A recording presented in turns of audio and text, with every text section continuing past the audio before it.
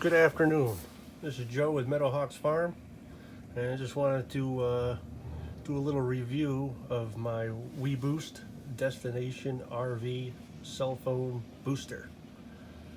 So I've got it set up here outside the camper in the barn. Here it is screwed to the beam here in the barn, and it takes regular old coax cable, and I've got it run down into the cable to use my laundry in the barn or in the camper there, and then the wire comes, of course, through the camper.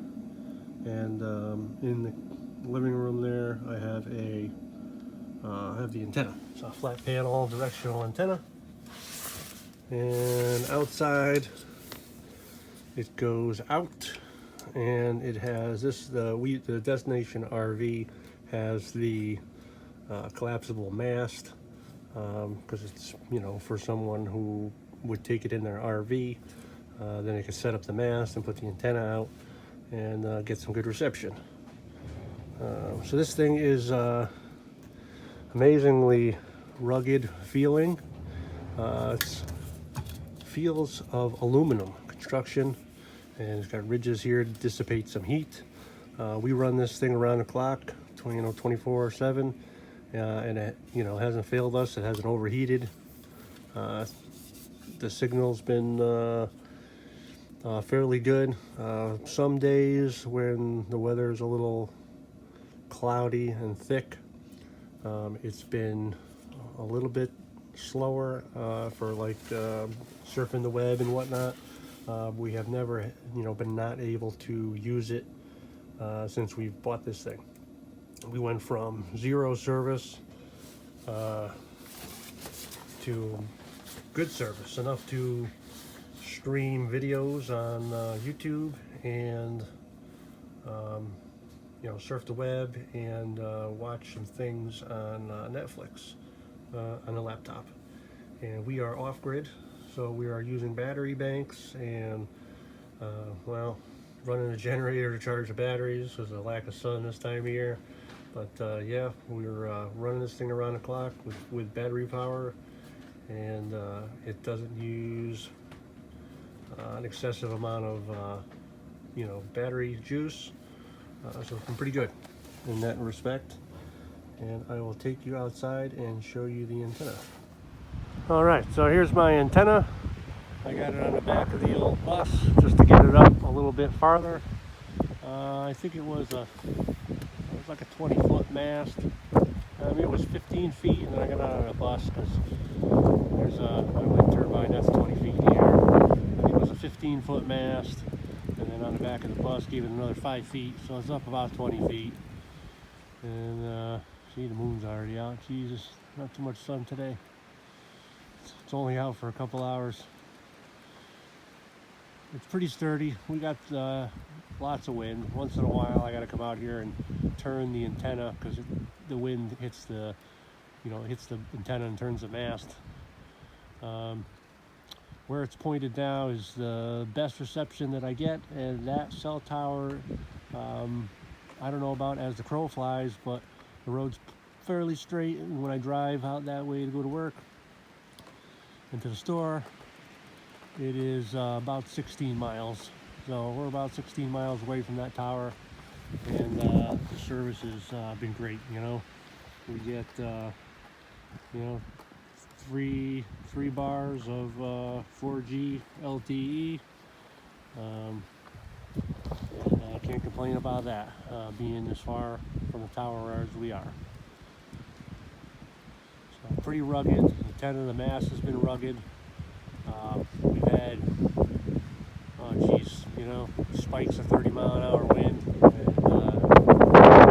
and it spins that thing around a little bit, but it hasn't pulled it down yet, and it stays upright.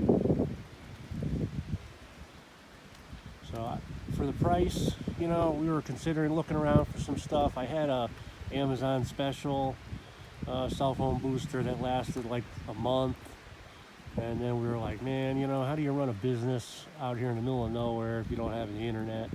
You need some internet. You need to have your website going. You need to be able to take orders. You need to be able to do YouTube videos, need to be able to find material and all that good stuff. So you know, you got to be connected. And you know, this thing was expensive. You know, I think it was $750 or something that I paid for it. It's flawless. And you know, when you pull the thing out of the box and you feel the weight of it, you're like, that's worth $750. You know, and the longer, of course, it works, then you know, then that $750 is amortized over that period of time, and hopefully it keeps on wearing. We've had it here set up for November, let's see, November, December, January. It's January now, so we're working on 4 months, and you know, running around the clock, 24 hours a day. It hasn't skipped a beat. So I would highly recommend it. And if you got an RV, or if you're remote, or if you're off grid, it did come with, you know, we've got it plugged into our power inverter. It does come with a dedicated 12-volt adapter, so you can just hook it direct to the battery. So, you know, whatever situation you got, it would probably, you know, work for that. I mean, you could probably put this in your house. I don't see why not.